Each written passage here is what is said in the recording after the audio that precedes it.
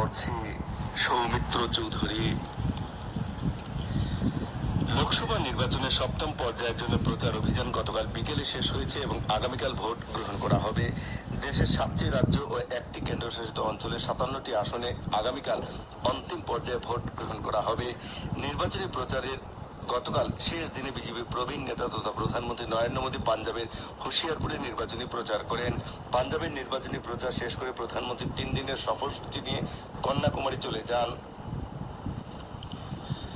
রাজ্যের জলসম্পদ মন্ত্রী পীযূষ হাজারিকা গতকাল বরাক উপত্যকার বন্যার পরিস্থিতি পর্যালোচনা করেন। শ্রী হাজারিকা শিলচরের শিববাড়ি এলাকা পরিদর্শন করে বন্যায় ক্ষতিগ্রস্ত লোকেদের সঙ্গে মত বিনিময় করেন। তিনি করিমগঞ্জ জেলার লঙ্গাই নদী জলে প্লাবিত হওয়া ইছাগঞ্জ গ্রামে গিয়ে বন্যাক্রান্ত লোকেদের খোঁজ খবর নেন। ওই অঞ্চলটি পরিদর্শন করে বন্যায় ক্ষতিগ্রস্ত স্থানীয় লোকেদের প্রয়োজনীয় সাহায্য তথা সড়ক সুরক্ষার দিকটি সুনিশ্চিত করতে জলসম্পদ বিভাগের আধিকারিকদের নির্দেশ দিয়েছেন। এছাড়া শ্রী হাজারিকা আগামী 15 দিনের মধ্যে বাঁধগুলির সমস্যা সমাধান করার জন্য সংশ্লিষ্ট আধিকারিকদের প্রতি আহ্বান জানান। শিলচরের কেন্দ্রীয় জল আয়োগ সূত্রে জানানো হয়েছে যে অন্নপূর্ণা ঘাটে আজ সকাল 7টায় বরাক নদী বিপদসীমার 1 মিটার 71 সেন্টিমিটার উপরে প্রবাহিত হচ্ছে। এখানে জল গতকাল রাত 2টো থেকে স্থিতাবস্থায় রয়েছে। করিমগঞ্জে কুশিয়ারা নদীর জল বিপদসীমার 1 মিটার 56 সেন্টিমিটার উপরে প্রবাহিত হচ্ছে। এখানে জল কমছে এবং মাটিজুড়িতে কাঠাগাল নদী বিপদসীমার 1 মিটার 43 সেন্টিমিটার উপরে প্রবাহিত হচ্ছে। এখানে জল স্থিতাবস্থায় রয়েছে।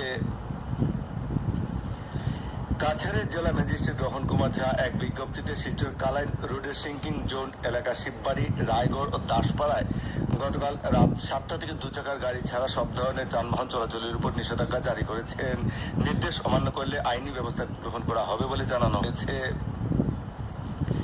কাছাড়ের জেলা ম্যাজিস্ট্রেট রোহন কুমার ঝা ভারতীয় ফৌজদারি কার্যবিধির 144 ধারা অধীনে বেশ কিছু নিষেধাজ্ঞা জারি করে বলেছেন যে ভারতীয় আবহাওয়া বিজ্ঞান বিভাগের জারি করা আবহাওয়ার পূর্বাভাসে কাছাড় জেলায় ভারী থেকে অতি ভারী বৃষ্টিপাত এবং দুর্যোগপূর্ণ আবহাওয়ার পূর্বাভাস দেওয়া হয়েছে।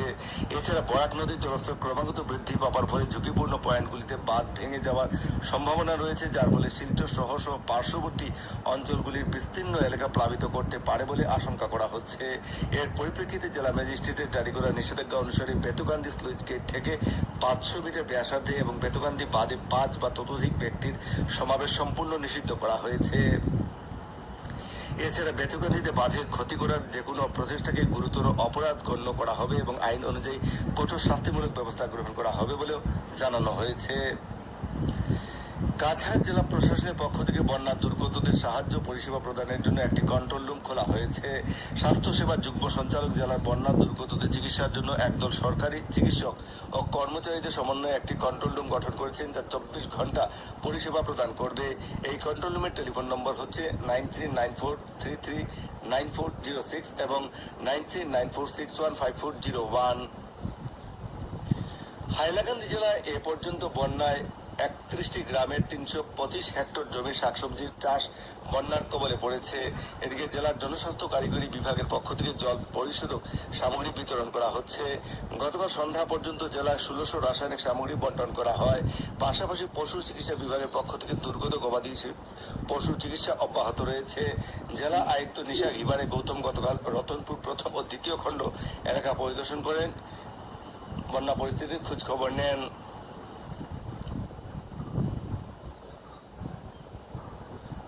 উত্তর পূর্ব সীমান্ত রেল সূত্রে জানানো হয়েছে যে লামডিং ডিভিশনের অধীন নিউ হাফলং চন্দ্রনাথপুর সেকশনে ঘূর্ণিঝড় পরবর্তী প্রভাবের ফলে আজ ও আগামীকাল 15616 নম্বরে শিলচর গৌহাটি এবং 15615 নম্বরে রঙিয়া শিলচর এক্সপ্রেস ট্রেন পরিষেবা বাতিল করা হয়েছে।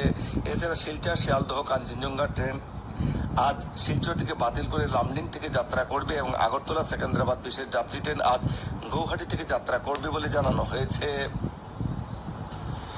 ভারতীয় জনতা পার্টির কাছাড় জেলা কমিটির পক্ষ থেকে গতকাল রাজ্যের জলসম্পদ মন্ত্রী পীযূষ হাজারিকার কাছে একটি স্মারকপত্র দিয়ে অবিলম্বে শিলচর শহরে কৃত্রিম বন্যা প্রতিরোধে শহরের রাঙির খাল, শিরগির খাল, লঙ্গাই খাল এবং বাসি খাল সংস্কার সহ জেলার বাকি সব স্লুইস গেটগুলির কার্যক্রম করে তোলার দাবি জানিয়ে একটি স্মারকপত্র প্রদান করা হয়। লায়ন্স ক্লাব অফ লালার উদ্যোগে গতকাল হাইলাকান্দি জেলার লালা রাজস্ব চক্রের অধীন গাগলাছড়া ও মাধবপুর এলাকায় বন্যা দুর্গতদের মধ্যে পানীয় জল, চিড়া, বিস্কুট, গুড় সহ অন্যান্য খাদ্য সামগ্রী বিতরণ করা হয়েছে। ত্রাণ বন্টন কার্যসূচিতে ক্লাবের পক্ষে যিশু কুমার নাথ, নুরুল মজুমদার প্রমুখ উপস্থিত ছিলেন।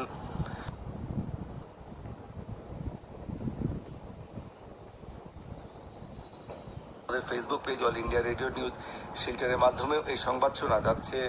আঞ্চলিক সংবাদ এখনকার মতো শেষ হলো। পরবর্তী আঞ্চলিক সংবাদ রাত 7:45।